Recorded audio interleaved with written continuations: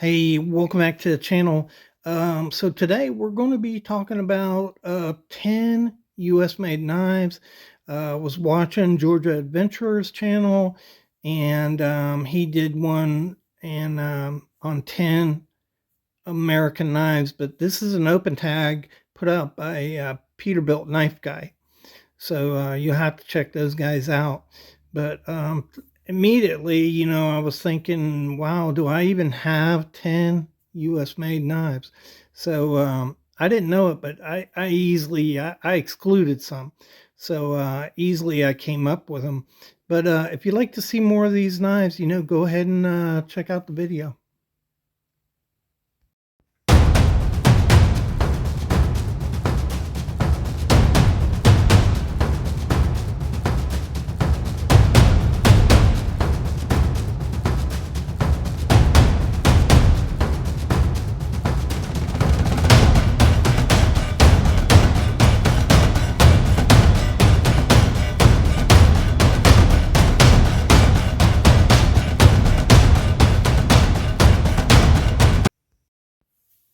Hey, welcome back to the Fortified Castle. Hi to all my viewers. Well, let's just say Merry Christmas to all my viewers. And bonjour, privet, guten tag, hola, ciao, and konnichiwa to my foreign viewers. So this is my response to Peterbilt Knife Guy's open tag for 10 knives made in the U.S. And I saw this on Georgia Adventurer's channel. But before I get into that, I just want to give a shout out to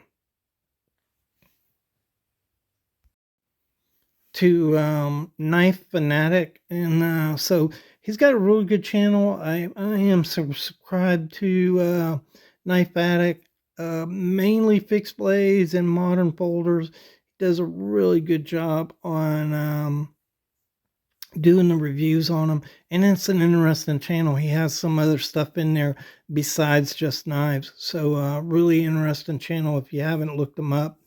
And I just want to thank him. He shared one of my videos for me. And the other shout out I want to do is for Knife Slice. So new channel, just starting out, hasn't been doing it too long, and I really enjoy his content as well. So you should check him out if you're looking for more content, good content. And without further ado, let's look at these 10 American-made knives. So you have Piranha here. This is a older company. I didn't look up their history. I don't want to make the video too long, but I know about 8 years ago, I think I bought this. It's an American-based company. I believe they produce knives out of Oregon. I may be wrong about that, but mainly they do switchblades, autos, and this is a fantastic alternative to an Ultratech or a Microtech. These are much more affordable.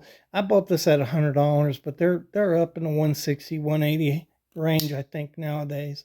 But they're well worth it. Haven't never had any problems with this. Aircraft grade aluminum here is what they mainly use.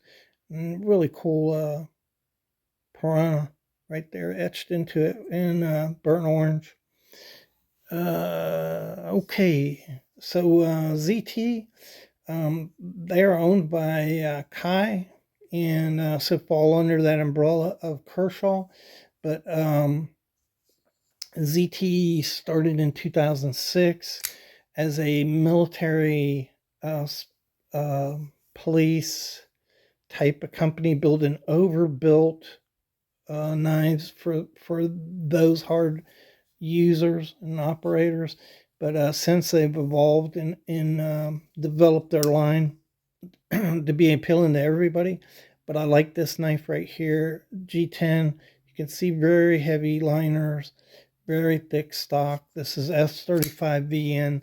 All their knives feature premium materials, and these are just great knives if you want to buy one. I don't know. I think they're up around 180 to 250 now. They're getting kind of expensive.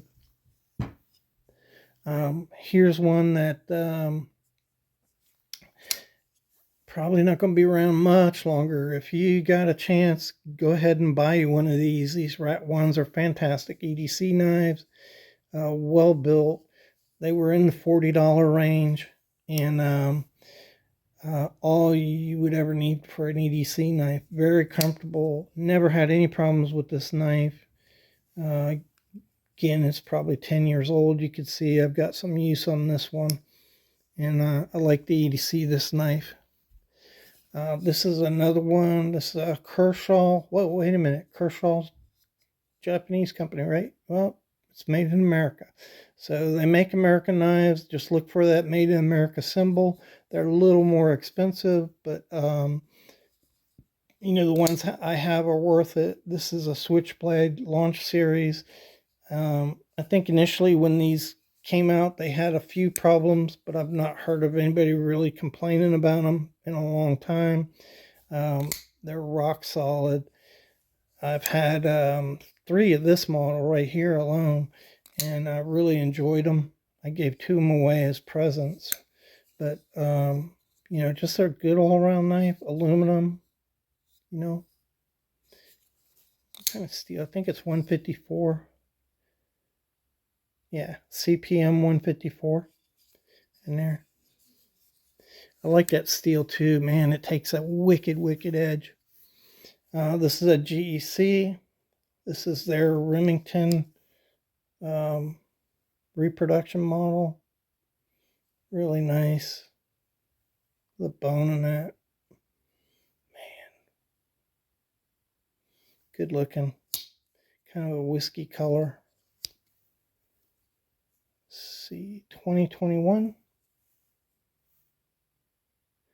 That's so it doesn't get confused with an original. This would have been called the baby bullet right here. Nice little trapper model. This is a new one to the stable right here. It's a Hogue Deca. I've been watching these Hogues for a long time. I always wanted to get one.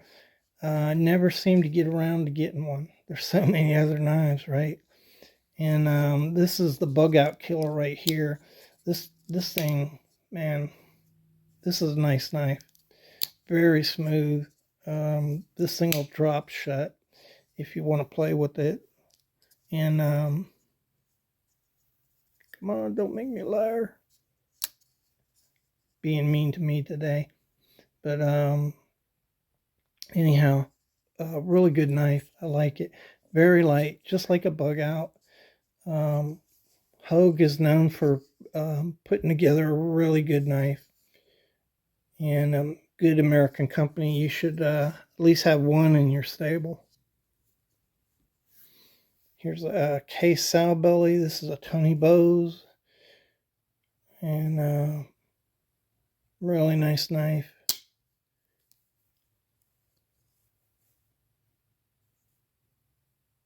See it right there, TB 6339. Really nice. Like that barbed wire. So it's genuine bone jigged with barbed wire. Pretty cool. This is a Benchmade Adamus. I've got a few Benchmades, but this is a brute. My wife got this for me for my birthday about 4 years ago. And man, I don't carry this knife enough, I'll tell you that. I really don't think this thing is as strong as my Recon. I don't think the lockup is as strong, but the knife is just as strong. So you could really heavy use this knife. It's big, bulky. That's the size of my thumb. You can see it's almost the size of my thumb, the width on it. Really good action on it.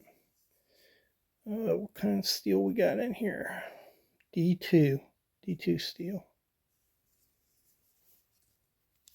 I like this knife. I like to carry it. I just like big knives. That's just me. Got a nice Bark River here. Beast from the East Michigan is where this is made. It's Gambia. Look at the geometry on this knife. Is that awesome? Micarta. This is smooth micarta. A lot of options, though. Of course, Bark River gives you a lot of options on scale materials. Really enjoy this knife. It's a little beat up, not too bad. When it gets all gummy, I take sandpaper and just hone it back down to kind of keep it clean. It's just like keeping my knives clean. And so you can see maybe a little discoloration from the sap and stuff as I chop through things, but this knife has held up really well. Sharp, sharp, sharp knife. And last but not least, this is a Michael Zeba, kind of a gentleman's knife. And I think he's a Polish knife maker. And man, this is just a well-made knife. You look down in there, it's just clean, clean, clean. Magna cut. Look at that. Just really good manufacture on this knife. Look at the tang of this thing. How clean that is. Really nice. And so this is made in America. Really cool. I've never actually carried this, so I don't know how that clip will work, but I like the knife.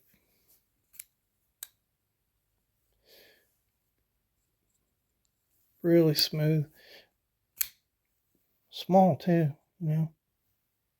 Small little dagger knife. All right, that's all I got. Let's see. Really appreciate you guys for watching the channel, supporting the channel. I hope you all have a Merry Christmas.